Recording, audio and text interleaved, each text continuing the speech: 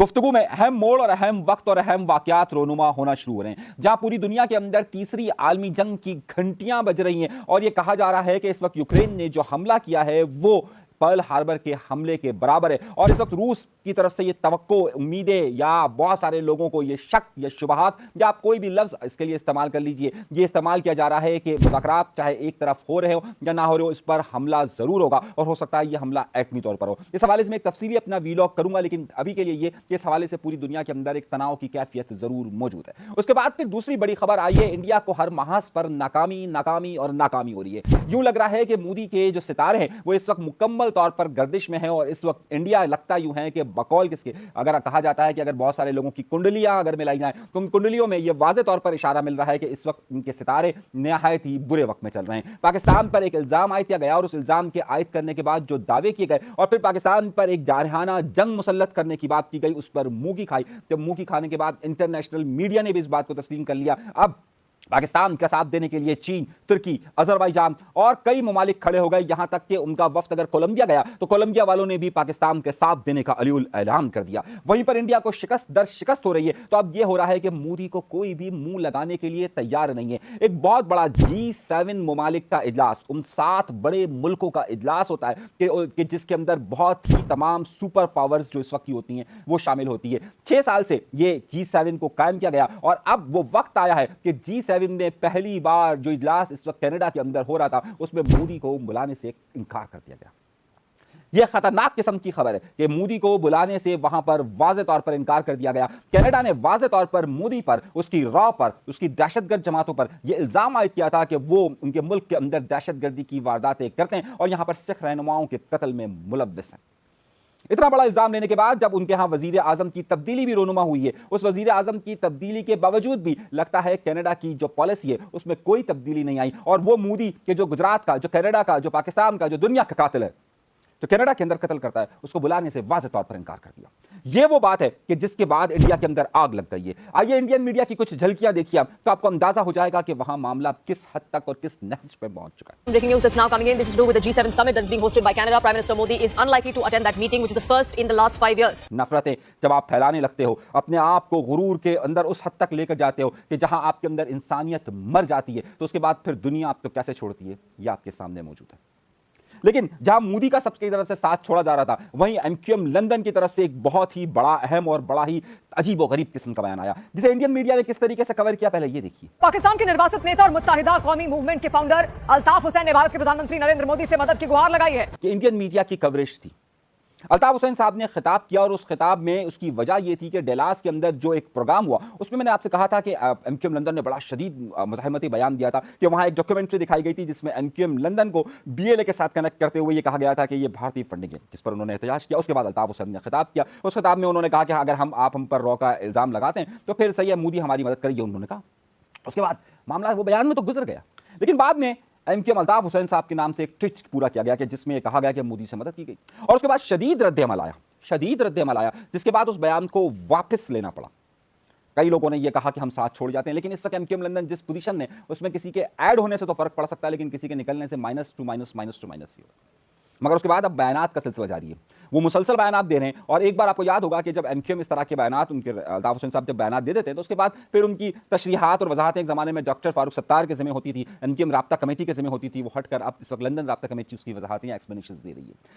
कितना नुकसान पहले हो चुका है, ज़ाहिर है अब वो बड़े नुकसान के बाद ये नुकसान इतना मायने नहीं रखता, लेकिन बहरहाल वो नुकसान की जद में ज़रूर है।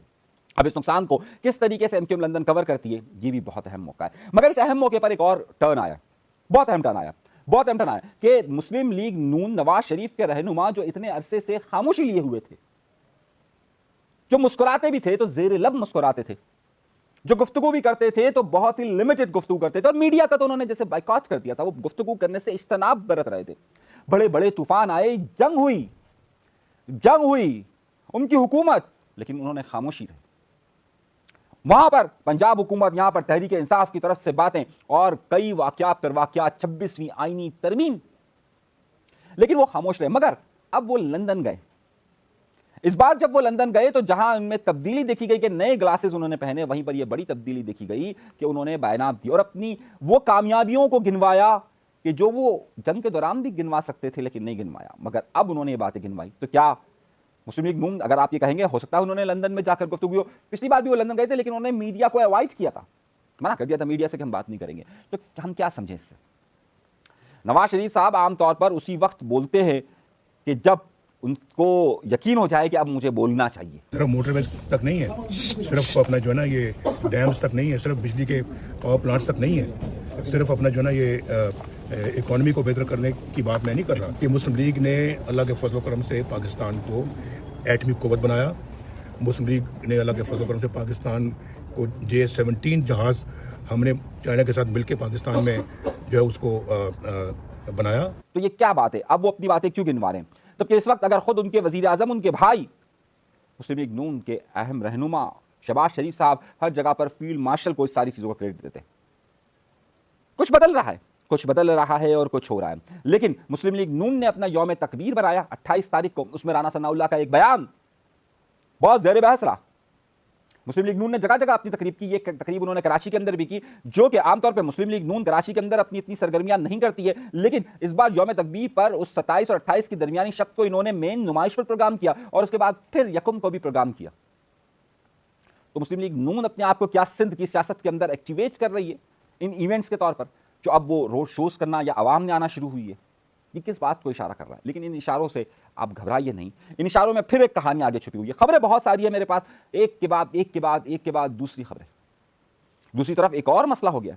लगता यूं है कि तहरीक इंसाफ के जो लोग भी मुज़ाकरात करवाने पाकिस्तान के मुख्तदरा हल्कों या एस्टैब्लिशमेंट की तरफ जाते हैं, वो मायूस होते जा रहे हैं। पहले एक नाम आता गया कि आदम सवाती मुज़ाकरात कर रहे हैं। उसके बाद आदम सवाती फट पड़े और कहा कि भाई मैं तो कोशिश कर रहा था, अब नहीं करूंगा। एक बड़ा अहम नाम गुज़िश्ता एक महीने से ज़ेरे गर्दिश के एक अमेरिका में मौजूद एक बड़े ही फंड रेजर्स हैं, बड़ा डॉक्टर हैं और फला हैं ढिमकाना है, वो एस्टैब्लिशमेंट और इमरान खान के दरमियान एक मुलाकात और एक ताल्लुक की बेहतरी की गुफ्तगू के लिए सरगर्म है। फिर एकदम खबर आती है कि वो अब अवाम में आ रहे हैं। वो छुपे हुए थे, अब अवाम में आ गए। उन्होंने मंसूर अली खान को इंटरव्यू दिया, आप सब जगह इंटरव्यू दे रहे हैं, कह रहे हाथ उठा लिया उन्होंने, मैं नहीं करवा सकता मुज़ाकरा। अब ये खबर अहमियत क्यों रख रही है? क्योंकि ये अगर मुज़ाकरात की नाकामी होती है, अगर ये मुज़ाकरात नाकाम हो रहे हैं, तो फिर ये सोच लीजिए कि इस नाकामी के साथ साथ मुस्लिम लीग नून ताकतवर और नवाज शरीफ का बोलना ज़्यादा मजबूत होता जाएगा और तहरीक इंसाफ एस्टैब्लिशमेंट से दूरी की बुनियाद पर किसी और सालिस को तलाश अब कहाँ करेगी। अब आपको समझ में आया होगा कि मुस्लिम लीग नून नवाज शरीफ साहब बोलना क्यों शुरू हुए। तहरीक इंसाफ के वो रास्ते तमाम एक एक एक करके हटते जा रहे हैं। तो क्या खान के आने की उम्मीद है खत्म हो जाएगी? क्या हम ये समझे कि अब कोई उम्मीद नहीं रही? ऐसा हरगिज़ नहीं है। वो कहते हैं पैवस्तारे शजर से उम्मीदें बाहर रख, हमने इस मुल्क के अंदर उन तमाम लोगों को जिन्हें गद्दार के खिताब देकर यहां तक के फांसी घाट तक भी पहुंचाया गया, उन सबको बाद में हुब्बुल वतनी के सर्टिफिकेट मिलते हुए देखे। और जिनको हुब्बुल वतनी के जिनके ऊपर सर्टिफिकेट थे, बाद में उनको गद्दार डिक्लेयर करता हुआ देखा गया। बेतहाशा मिसाल, जुल्फिकार अली भुट्टो को फांसी दी गई, उसके बाद उनकी जमात को रॉ का एजेंट कहा गया और फिर हमने देखा कि 2 नहीं 4 नहीं 17 साल से तो सिंध में हुकूमत है। हमने एमक्यूएम के मुतालिक सुना कि सारे गद्दार रॉ के एजेंट, और उसके बाद हमने परवेज मुशर्रफ दौर में एमक्यूएम का उरूज देखा, वो वक्त भी देखा। तो यहां वक्त बदलते देर तो नहीं लगती ना। तो पैवस्ता रहे शजर से उम्मीदें बाहर रख, लेकिन सालिस क्यों हट रहे हैं? ये हटते जा रहे हैं। और ये पंजाब के इलेक्शन के अंदर भी वाज़ेह तौर पर नजर आया। मुस्लिम लीग नून जीत के उनकी अपनी सीट जरूर थी, लेकिन ज़ाहिर तहरीक इंसाफ क्या कमजोर पड़ती जा रही है जिसकी तरफ इशारे हो रहे हैं? ऐसा भी नहीं है। हालात और वाक़यात हैं और ये तमाम सिलसिला इसी तरीके से चलता रहता है। अगली खबर उसके बाद, एमक्यूएम पाकिस्तान को उम्मीद ये दिलाई गई कि उनको इस साल 25 अरब रुपए मिलेंगे, जो कि 20 अरब रुपए कराची की तरक्यात के लिए और 5 अरब रुपए मिलेंगे उनको हैदराबाद की तरक्यात के लिए फेडरल से उनको मिलेगा। लेकिन मालियाती साल इख्तिताम पर पहुंचा और कल एमक्यूएम राब्ता कमेटी का जो हुआ उसमें भी यही बातें हुई कि जनाब इस 25 अरब मिलेंगे या नहीं मिलेंगे। तो क्या एमक्यूएम पाकिस्तान को अपने कायद को छोड़ने के बाद, अपनी नई जमात बनाने के बाद, पीएसपी को साथ मिलाने के बाद, 18 सीटें मिलने के बाद भी कुछ नहीं मिल रहा? और दूसरी तरफ 2 वजारतें मिली हुई है, उसमें भी सुना जा रहा है कि मुस्तफ़ा कमाल साहब के अपने सेक्रेटरी के साथ इख्तलाफात हो गए, स्पेशल सेक्रेटरी के साथ। और जो स्पेशल सेक्रेटरी ने खत लिखा है पीएम हाउस को, वो भी बड़ा मायने खेज है। उसकी एक एक लाइन, एक एक लफ्ज़ पढ़ने के काबिल है। बड़े इल्ज़ाम हैं उसमें। खैर, हम उस पर अभी डिस्कशन मेरा मौजू नहीं है। तो मौजू ये कि अब ये वक्त बदल रहा है और चीज़ें कुछ बदलती हुई महसूस हो रही है।